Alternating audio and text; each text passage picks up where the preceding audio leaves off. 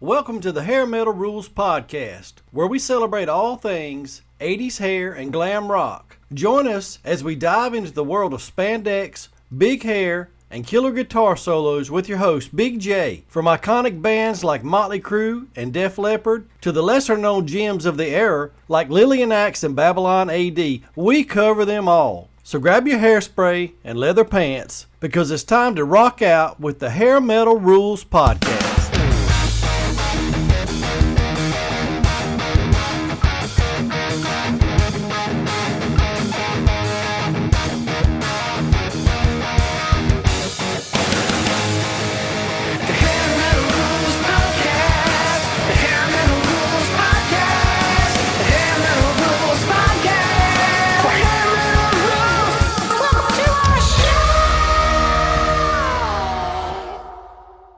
How you doing? I've been a busy boy. I can't complain too much. I appreciate you having me on here. It's fun. Yes, sir. Busy's a good thing. Being idle is what gets you in trouble. That's a lot of truth, man. I'll tell you what. One of the reasons why I started this whole thing. Well, tell me all about your American Premium Vodka. I tell you, it's funny when you say idle hands. I was in a situation where I really, thank God, I was able to choose what I wanted to do as opposed to what I had to do. Right. And I could have been on Easy Street, just take it easy, be a bum. And I said, you know what? It's really not good for me. So I decided to start, of all stupid ideas, start a vodka company. For the people that don't know, the name of the company is American Premium Vodka. I always keep a bottle handy. There you go. Yeah. And it started out of something that I found disgusting. I ran out of vodka one day. I go to the liquor store and I'm going down the aisle and I see this so-and-so vodka promoting the greatness of Finland. This one promoting the greatness of Sweden. This one promoting the greatness of Russia. And not one bottle of vodka promoted the greatness of America. And right. I got to tell you, I mean, everybody's very familiar with Tito's. The number one vodka in America, so to speak. And first off, the guy's name is Tito, and they don't really promote America. Right. They just happen to be by default located in Texas. And they make a fine product, but there's more to it than that. We keep our price at the right price, and we wanted to give back to our military heroes, the veterans that secured the freedom for our nation. And I don't think that there's enough that we can do to recognize them on a regular basis. I'm a member of the American Legion. I'm a member of the auxiliary of the VFW. And I tell you, they've embraced me as a family member. And I can't tell you how special the people that take part in those organizations are. So a portion of every bottle that we sell goes to the American Legion, goes to the VFW, and we do regular fundraisers with them throughout the course of the year. And I can't tell you, the idea that I chose to do this instead of being a bum, I can't tell you how it is one of the biggest surprises of my life. It really is. Well, I'm glad you decided not to be a bum. You've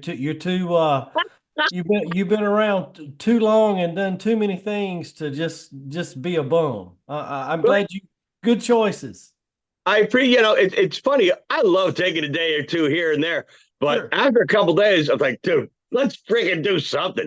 And, I like being a part of the Legion, to have fun with a group of people that share the same ideology of raising money and for worthy causes. Do you know how great that feels, man? And sometimes sure. I sweat my ass off doing some of that stuff, but boy, do we have a great time. We party. We're a whole family of people geared towards doing something positive. And I can't tell you how that truly has enriched my life. It really has been awesome.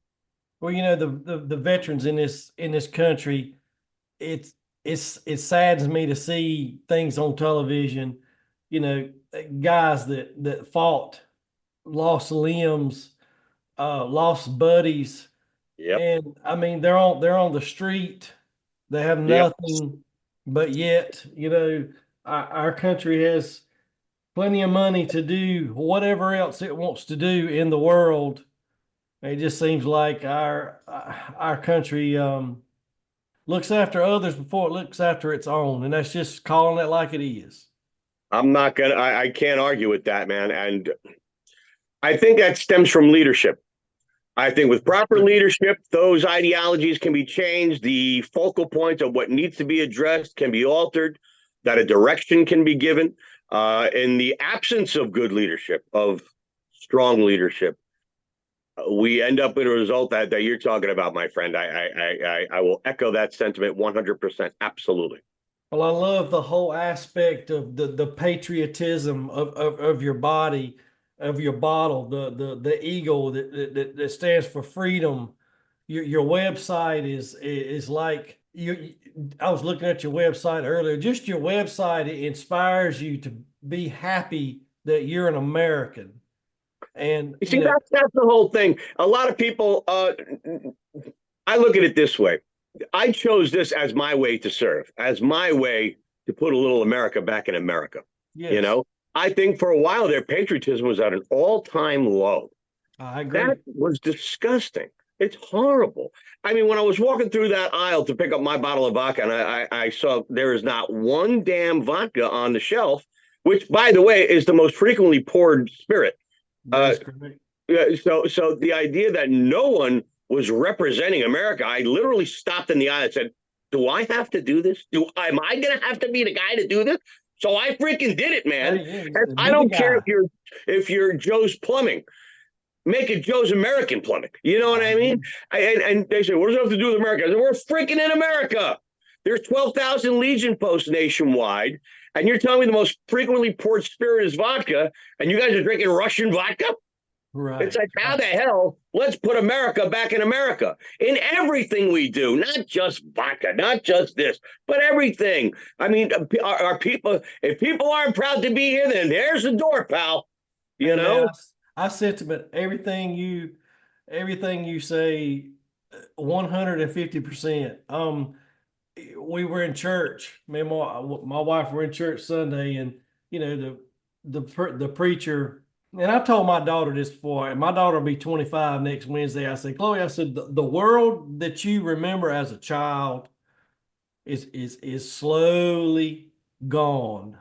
I said, even the things I remember as a child are slowly going away. I said, but you know how you were raised. You can keep that spirit in your heart and in your mind and in your soul, and just be happy every day when you wake up that you live in America, that you grew up in America, and nobody can ever take anything away from you unless you allow them to do it. You know, 100%. you know? 100%. You said it.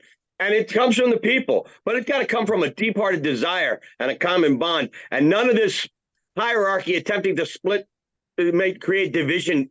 They're Sure. successful. They're really smart. They're really good at it.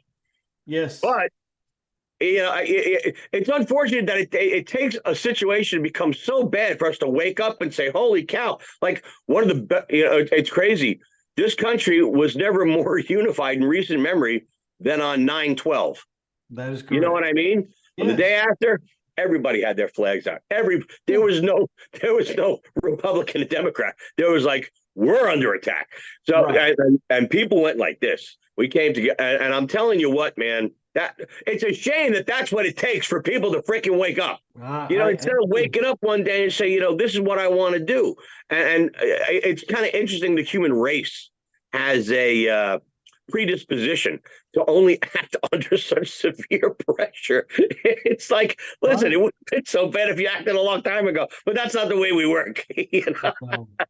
No, I'm no. laughing about it, but it's really serious. Well, it's true. It's true. You think, the people that, that we don't, this don't need to turn into, it don't have to be a political thing, but No, I am, no, it's an American thing. It's not political. exactly. But Yeah, what kills me is, people that want to run this country. They were little boys and girls one time. They ate hot dogs. They went to Fourth of July celebrations. They played Little League baseball. But it just seems like they forget where they forget all that stuff. I will agree. It changes, but I don't know if they forget. Well, first off, you can't blanket policy everybody, but Right. I unfortunately believe that a large majority of them are led away from their heart. Sure they are. And there are certain stimuli or certain instances that are injected in their life to help encourage them go away from their heart. So you know what I'm saying? Amen. It's not. It's all too often. It's a nefarious purpose. It's a nefarious, Yeah. catalyst that really puts people in a different direction.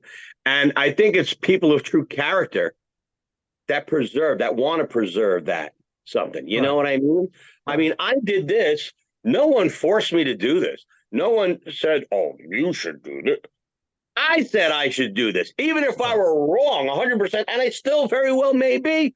I'm Right. still freaking doing it, pal. You know what I mean? I'm proud of our product, and I'm proud of the men and women that deserve the recognition for preserving the freedom of our country. You know what I mean? And that is something we should never be obfuscated. That should never be downplayed, which I see happening a little too often. And I think that's so freaking wrong. So let this shine as a beacon light, and I'll freaking stand at the highest mountain and toast them till the cows come home. Well, and, you and just they're welcome to come with me. well, this country needs more of the enthusiasm and the heart that you have, and God bless you for walking through a ABC store or liquor store and saying, you know what, something's bad wrong here, and I'm going to do everything I can to change it. I'm telling you what, man, it's just so weird. For some reason, on that one day, and it was soon after I moved to Arizona. Uh, it's funny.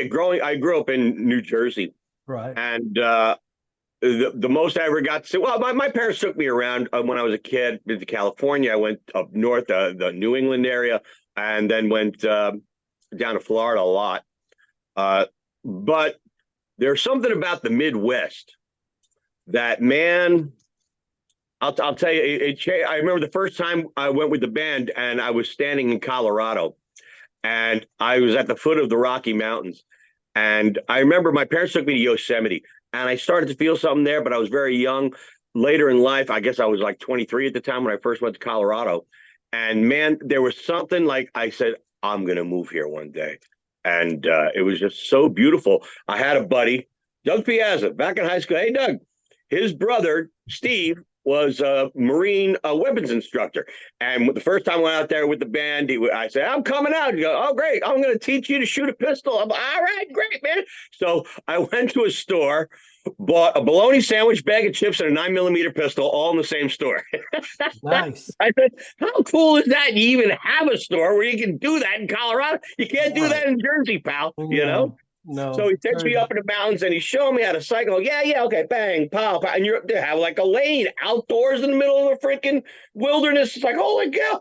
And bang, pow. I'm like, yeah, this is great. Bang. I look over my shoulder and a cop starts rolling up. I'm like, oh, I'm fucked. Oh, I'm so fucking screwed. Cop rolls down the window. How you doing, fellas? Have a great day. I was like, son of a bitch. If I Right. was in Jersey, I would have been down on the ground, Oh front yeah. page headlines. Yes, sir. But Exactly. so I embraced the ideology of that's what America should be. I had no intention of mowing down civilians or, anything like that. I was responsibly shooting in direction with a nice backstop, blah, blah, under the supervision of a military weapons instructor. Right. And he was laid back. I couldn't even believe it, but that's the way it should be. How Wow. come it's so different, Jersey versus Colorado? Why? Well, maybe now it's not as different as it was back in Right. 1990, but those are the things that stem the love for the country. You know what I mean? Sure. Seeing the contrast and putting you in a different place kind of brings out that sort of thing. So when I again walked down that aisle in the liquor store, uh, and I came to the realization that there's not one American brand that's representing America. Uh, I think that's also because I was living in Arizona, which is America. What Hmm. I exemplify is freedom. It's something beautiful. You know what I mean? And I was much more aware. I was a member of the American Legion. So I think my senses were heightened, and I felt I found where the void lay. You know what I'm saying? Sure. And I think it's like there are certain staples within our lives that when we concentrate on, we bring them to the forefront of our lives, it enriches our lives. Religion being one, a belief in God, and your country and your family. Things like that. And I think you start to realize something different. You start to look at things from a different perspective when you have those values in place. Well, I'm so glad I grew up in the South. I've lived in North Carolina. I'm 53 years old. This is the only place I've ever lived. And I mean, I grew up, I would go to my papa's and stay every weekend, stay pretty much all summer long. I mean, I grew up around priming tobacco, planting gardens, going out my papa every Saturday, but go out in the field and get a great big old watermelon and just throw it on the ground and bust it. And you just sit there and just eat the heart out of it. I'm so glad that's how I was raised. If you didn't go to church on Sunday, you didn't go nowhere else. Yeah, That's how my parents were, and I'm so glad I still have that. that's instilling values and character right there, Yes. my friend. Bingo. It's still in me, and I've moved back to my hometown. We lived in Holly Springs, right up the road. And Holly Springs is like just a huge, like Raleigh, North Carolina. It's just huge traffic, traffic, traffic. And we moved back to my hometown back in July, and it's so much nicer, laid back, being back home. But Hmm. but anyway, I think it's great.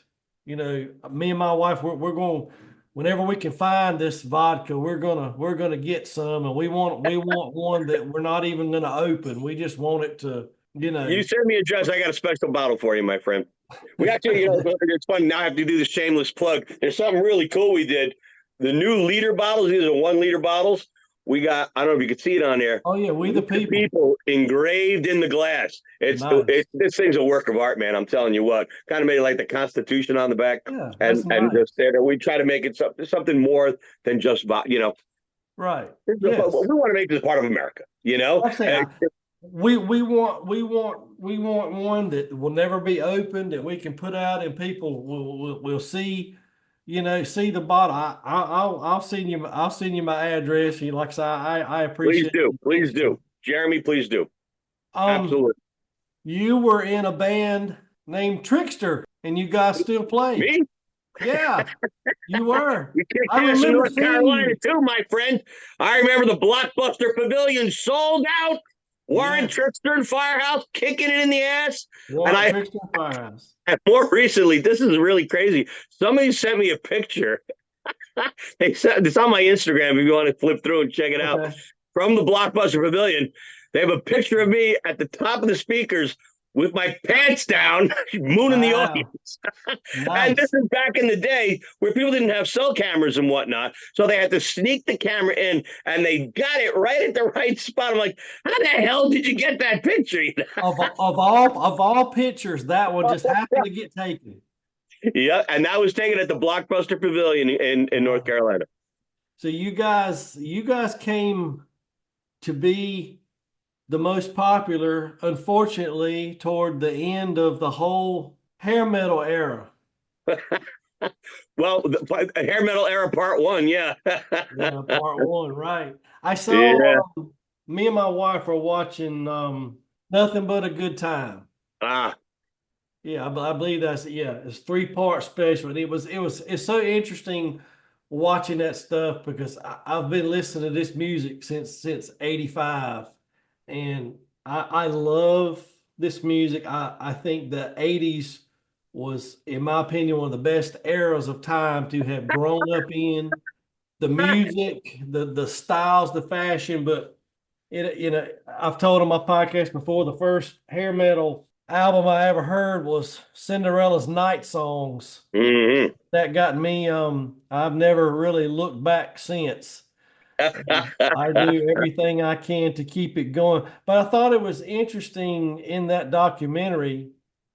I believe PJ Farley was on there. I believe was Hmm. who was talking, and he said, you guys got picked up, went out on tour, and stayed out on tour for almost a year and a half, 2 years. And when you came back, the whole hair metal era had pretty much come to a screeching halt. It's funny. They tried to make it happen faster than that. Uh, the weirdest part, and looking back, you start. Whether they say hindsight is 2020. When it was happening, Uh, our album came out in May of 1990. We hit on MTV around September. Right. With our first video, Give It To Me Good.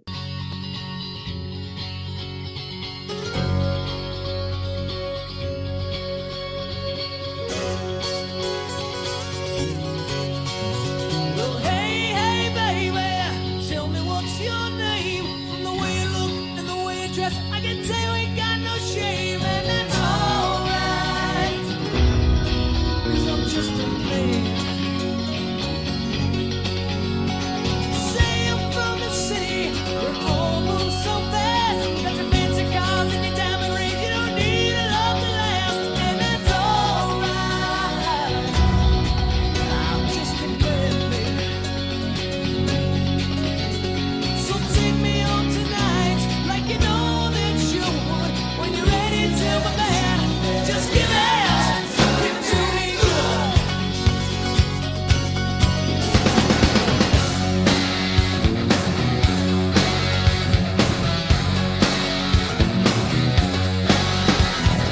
Me, I'm just a rocker, ain't got much to say. I never did things by the rules, always did things my way, and that's alright, 'cause that's the way I am, anyway. Father was a teacher, and he taught me how to live. Said, son, you gotta be someone, not taking more than you give, and that's alright, 'cause that's the way I am. Take me on tonight, like you know that you would. When you're ready, tell me that. And just give it to me good. Give it to me good. Give it to me good. Give it to me good. Give it to me good. Give it to me good. Well, come on, give it. Give it to me good, Steve.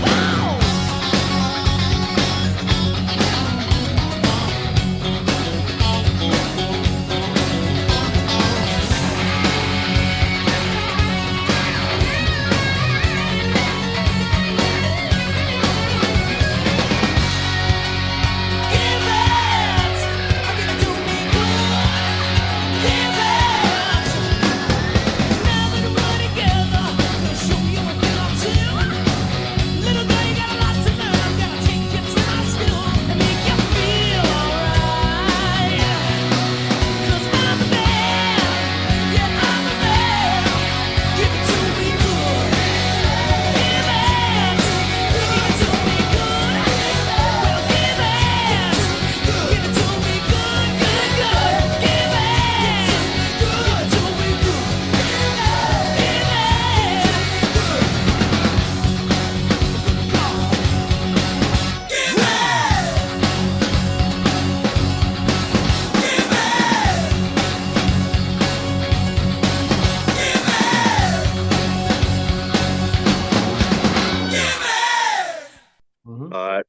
We then did our second video that came out early 91. And when we did our third video, Surrender, I remember filming it. We were on tour with the Scorpions, riding high, doing great. We had 2 #1 videos on MTV, filming the third one. The third one came out #2. 2 days later was #1 for a couple weeks. And we died at #1. They killed the countdown, the Dial MTV Top 10 Right. countdown, Right. which was the most watched thing on TV at the Sure. time. We were the last #1 video to ever be played on MTV. Wow. And, yeah, but here's the crazy part. It was like, hey, you're #1. Next week, 0. We didn't even get to fall down the chart. They just cut the chart, man. Cut it off. Wow. But and at the time, and here's the thing: I say we might have been #1 at that moment, but it affected Bon Jovi, Def Leppard, Warrant, Winger, Slaughter, all the everybody in the genre took a hit, man. They weren't playing those bands that were the most requested bands of the time. Right. MTV made a conscious decision to alter, to put a shift in place. But the funny part was, during that time, we were that Surrender video came out. just after we got cut, we were on the biggest tour of 1991 with Warrant, Trixter, and Firehouse. Right. So every night, and it's funny, when we started the tour, we were doing a bunch of dates, and there were some nice sized places. And then we had more dates, and then we got bigger places. And we did things like the World Amphitheater in Chicago that held 33,000 people, and we sold it out. Wow. I mean, and that was with no MTV support. So It was even growing at that point. And it's crazy. All these bands were on MTV and kicking ass, you know what I mean? Sure. And we're playing in front of 30,000 people. And at the end of the night, Janie Lane, the singer from Warrant, would call everybody out. We'd all jam together the last song of the night, and everybody loved it. And we put our arms in the air, and we're looking at 30,000 people going, how the hell is MTV not freaking playing us? Right. What the hell is going on? It didn't make any freaking sense. So, believe me, they tried to kill us earlier than it even freaking happened. Yes. But I tell you, over not too long of a time, the tour had to come to an end at a certain point. I mean, the tour was the momentum that tried to keep going, which was very effective. And we were even adding dates, changing venues to make them to get bigger audiences, and it was working. It was just crazy that was being done without MTV's support. Right. But I mean, we certainly had a lot of momentum from the support of MTV. Sure. Out west. Sure. But it was very strange. We couldn't figure out why, how.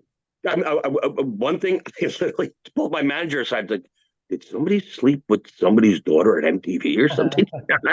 Oh, maybe he's pissed it on her. You know? Right. I really didn't know what the hell happened, because it didn't make any sense. If something's marketable and really rocking and people are electing to see it, how could you kill that?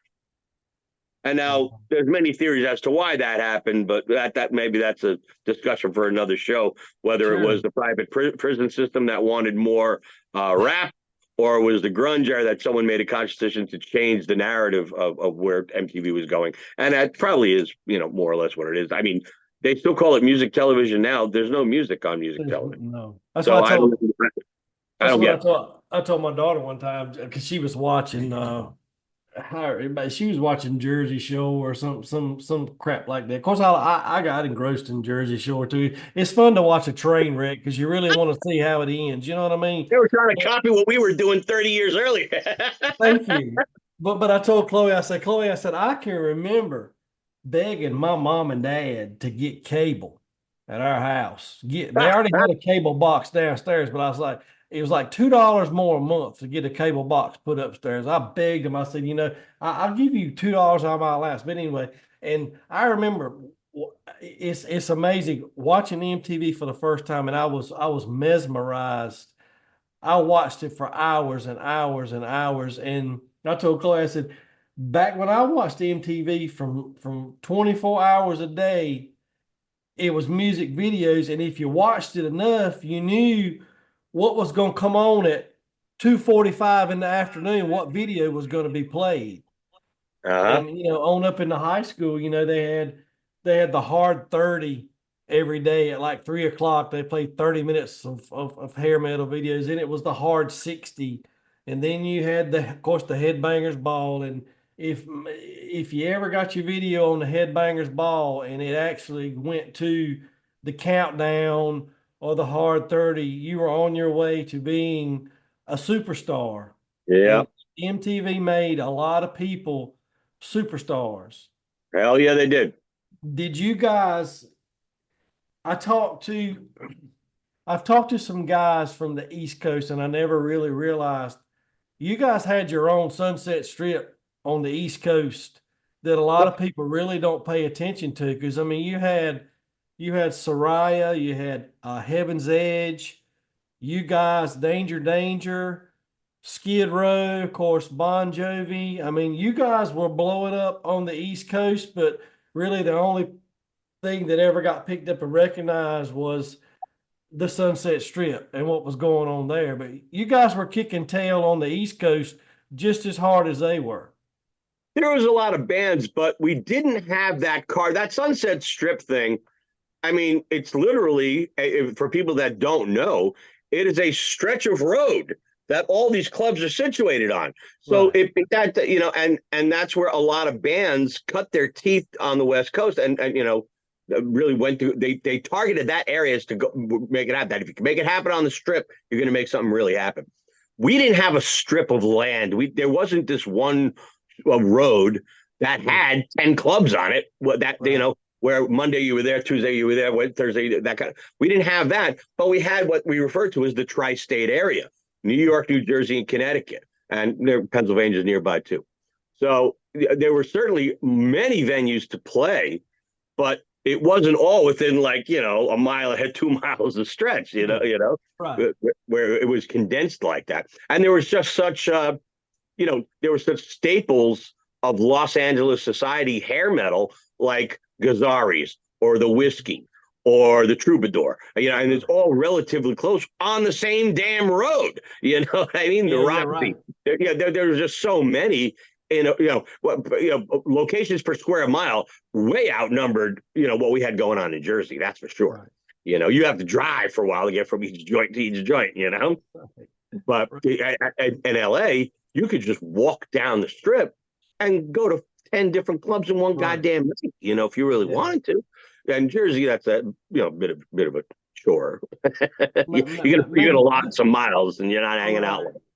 That's always been if I could. I've told on my podcast if I could have a time machine, I would love to go back in time and walk the Strip. Just and that's the thing. Yeah, because all those joints are so tight, so close, the Strip became a carnival. Where all these people descended upon that area, and that's where the community was. That's where the religion was being preached, right. And that's where everybody wanted to go. That's where the action was, man. It was just one geographical area that everybody descended upon, So yeah, it had that something that Jersey did not have in that regard. Did you guys play any of the clubs? The first show we did in LA, I remember, was the Whiskey A Go-Go. And I got to tell you something, there's nothing like going to LA and seeing the marquee on Whiskey say Trixter sold out. And that was really, the first time we went there, we had some very strong support. Things were going well for us. And Pirate Radio at the time, 100.3, it was the number one rock station in LA. Right. And they were playing us just about every hour, and it was funny. We got into the hotel. I went into my tour manager's, Paul Spriggs, tour manager. Paul, how you doing, brother? Went into his hotel room. And this is back in the day where the radio was built into the TV. Yes. And he had the radio on, and Trixter was on the radio. I thought he was playing it on his boombox or something. And no, it was on the TV. And he goes, "You hear that?" I go, "Yeah, I can hear the song." But he goes, "No, you see where it's coming from?" I was like, "Wow, it's pretty cool." So, to make it past Jersey, that the novelty factor was starting to rub off on everybody. You know what I mean? Right. That the virus was spreading. That was amazing. And then the validation of selling out the Whiskey as our first show in Los Angeles. That was huge. That was it was beautiful. It was really wow. It was something special. What was it like to hear your song on the radio for the first time, or what was it like to turn MTV on and see Give It To Me Good on TV? I mean, that had to have been just the coolest thing in the world. Yes, but not to the extent that you think, oh, there we are. It took a while. Right. And here's where there's a difference between what the artist perspective and the viewer's perspective.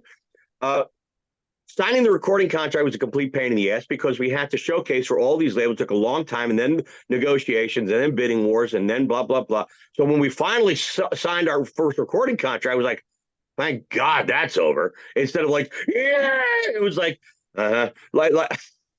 the moment I signed it, I called my mom and dad. I go, "We're signed." And I could hear them as I'm slamming the phone down there going, "Oh, congrats." Wow. Like from the band perspective, it was like, what a complete pain in the ass. Oh my God. But everybody was happy for us, and we were happy too, but We thought it'd be this storybook thing. Hey, let's make a record.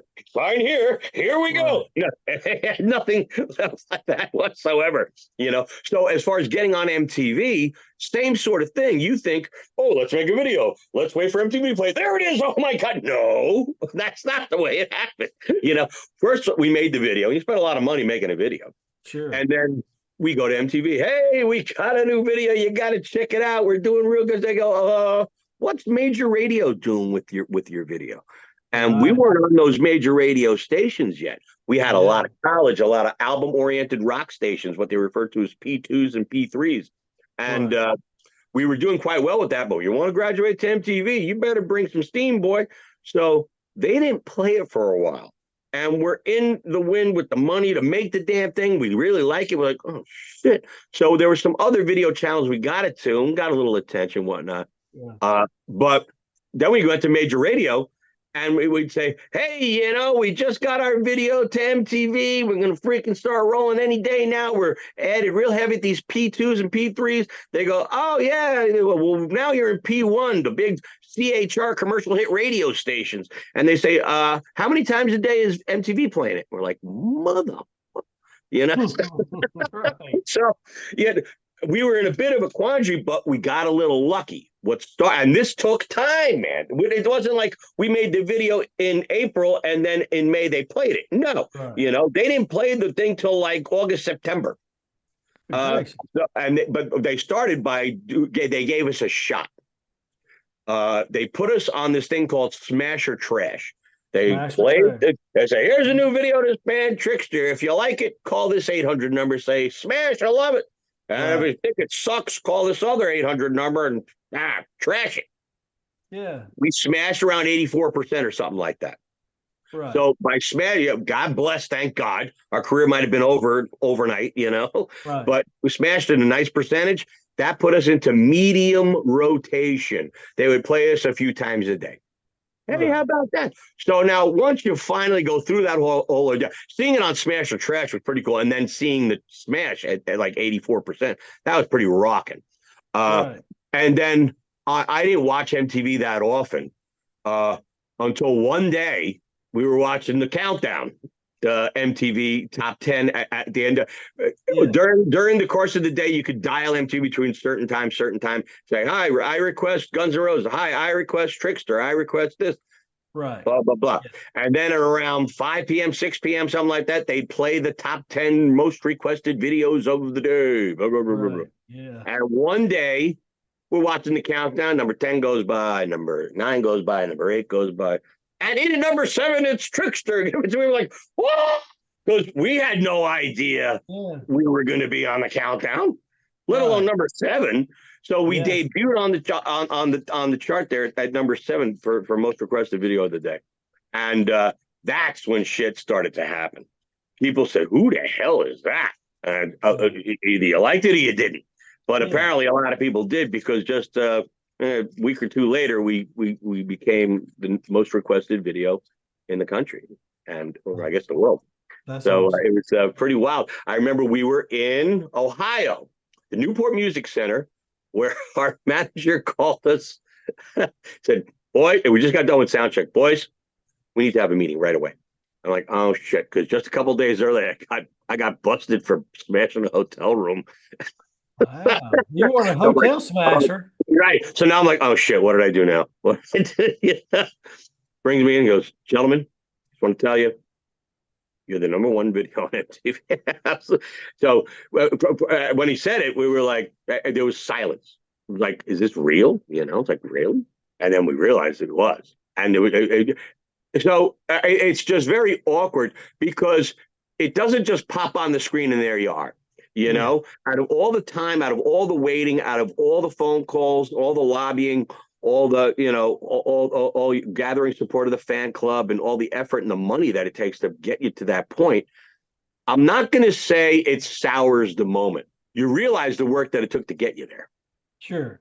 People that are just viewers, they don't realize the work and all the time and the effort and the waiting, the anticipation, So like, even when I got signed, I called my mom, like, hey, Mom, we signed the contract. Okay. And I could, again, hear her celebrating as I'm about to slam down the phone.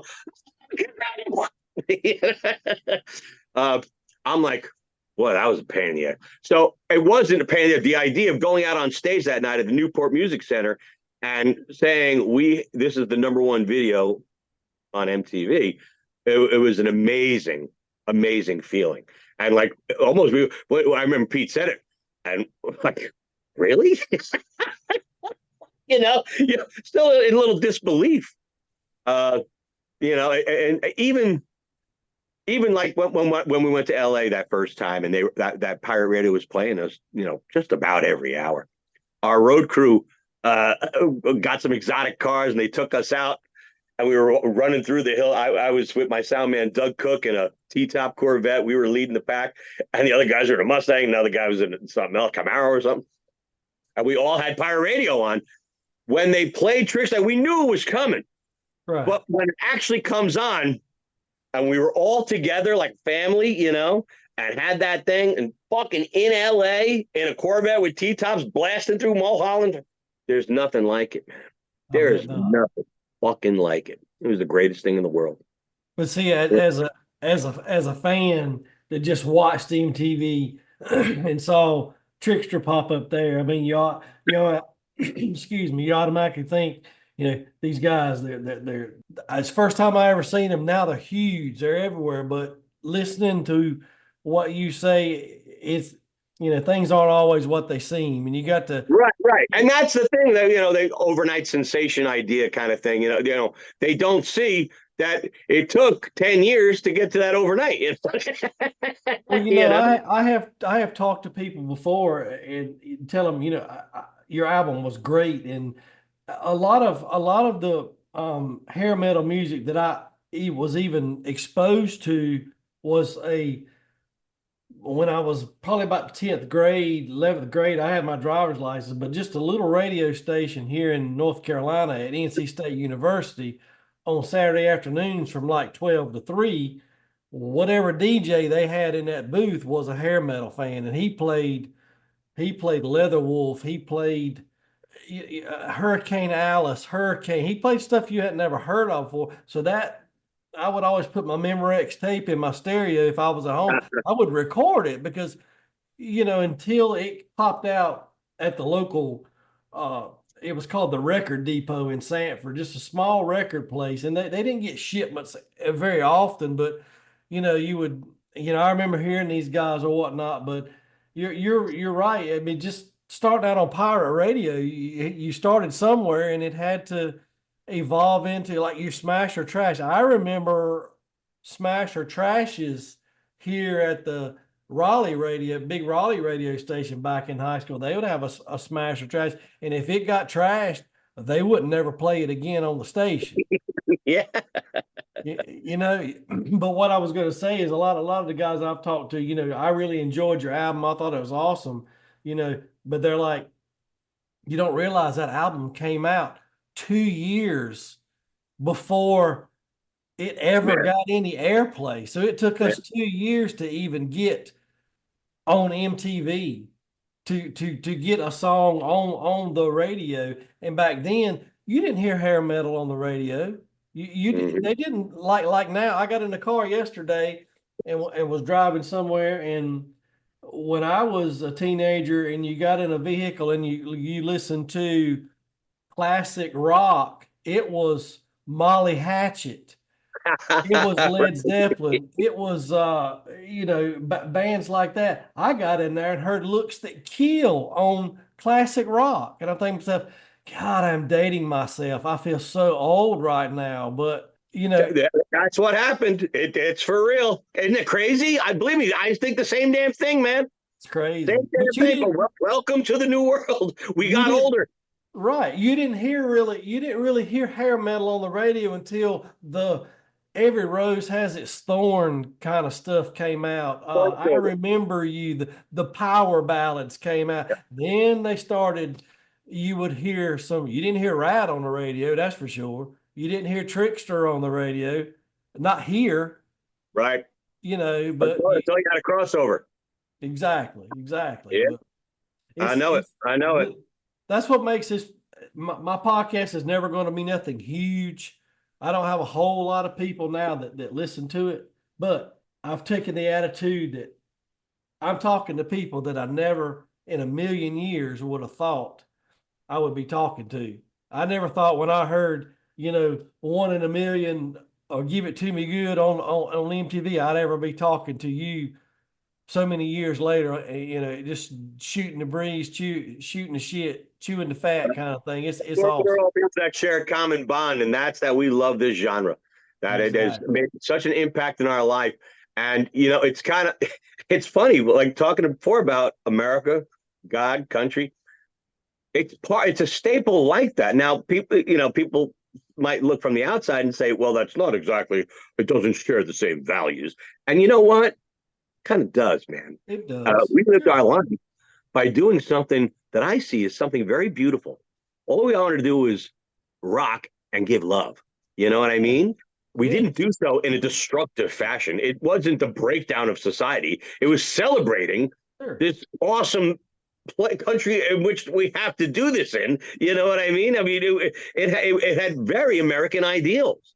It was about a party. It Well, wasn't yeah, about some bands. Maybe it was a little darker. But sure. But I mean, to me, it's like what you just said. Excuse me. Hair metal was getting in the car on Friday night here in Sanford. There was a place called Kiddale Shopping Center, and it was just a long strip with stores on one side.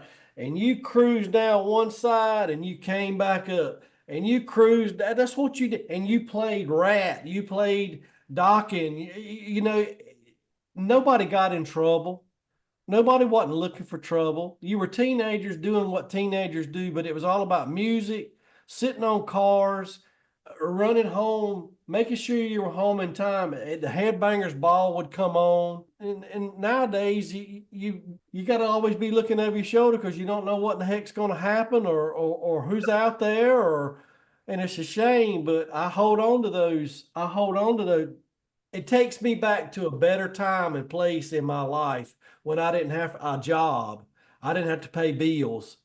I just had to work enough to get a $20 worth of gas to fill my vehicle up to be able to cruise all weekend long and just have good innocent fun. That's what this music means to me. And that's why, on my IG page, I post hair metal bands every day. I post bands, obscure bands that a lot of people ain't really heard a lot of. And people will hit me up, man. I've never heard of that band before. Well, they're there. They're out there. Just it's good music. Give it a shot. I'm gonna keep it alive as long as I possibly can keep it alive. God bless you, because that's the quality of individual that keeps this genre out there. That the people share that same ideology, and I Right. think that is a staple of character. Well, I And appreciate that. like, dude, it's not a suck up. I mean, it's for real. Yeah. I think that's something we all share, and that's why we're involved with this whole scene. We love Right. it. We can't ditch it, man. Yeah. I've listened. I can listen to pretty much anything. I like some country music. Don't get me wrong. I'm a I do huge too. Jason Aldean fan. I've seen Jason Aldean 3 or 4 times, but Jason Aldean is a country, but he's rock and roll. He's not your old school. He stopped loving her today, George Jones, which there ain't nothing wrong with George Jones, but Aldean's got a rock and roll aspect to him. He's got energy in it, but when it's all said and done, it's Rat, it's Docking, it's me and my wife go to M3 every year in Maryland, and I enjoy that so much because I see bands that I have listened to for 35 years that I've never seen them play before. Because I mean, all this was going on the West Coast, and there were big tours that would come through North Carolina. You guys came through North Carolina with Firehouse and Warrant. I remember that. I remember y'all coming through town, and we had two little small clubs here. One was the Switch in Raleigh, and one was the Flaming Mug in Fayetteville. Yeah. And there's so many big name people came through that little bitty joint that had a small stage and about 4 pool tables and a bar. That's all that place was. And if you were in Fayetteville, which was near the military base, you either had big hair, you had no hair, or you were in the military. But everybody was cohesive because you just came to see that band that was there. Like, I can't believe this band is stopping through here, but you guys went on small club tours too, just as well as, huge arenas, and more people could get access to you paying $15 to walk in a small club and be packed like sardines than getting a chance to see you in a big arena that sells out pretty quickly, because in a small town, you just ride by and say, well, who's going to be there tonight? And okay, there they are. Let's go. Let's go get our tickets now. So you're such a great man. I have enjoyed talking to you, and I've looked forward to talking to you because you know what, sir? You are a patriot. You are what this country is all about. Dude, that's right. Jeremy, I got a lot of love for you, dude. Man, I come on things like this. I don't do a ton of them. Right. I do the ones that I feel, and when you speak passionately about the genre, and particularly this country, that it comes through without you even saying it. You know what I'm saying? Yes, sir. I turned down a lot of them too, and when you get the feeling out of the right guy, it's a beautiful thing. You know what I mean? I don't put on an act. I'm just me. You're a laid back, good man, and I feel honored to have been able to talk to you. I want Jeremy, your the honor is mine. The honor is mine. I can't thank tell you you. how much I appreciate it, man. And dude, the idea that you are carrying a torch for this genre, going out there and posting, keeping it all alive, it's guys like you that make guys like me. So I can't tell you how much I appreciate it. Well, I thank you. That means a lot to me. Trust me. I want your. Said this sentimental moment brought to you by American Premium Vodka. There you go. Yes, sir. Yes, sir. I want to see that.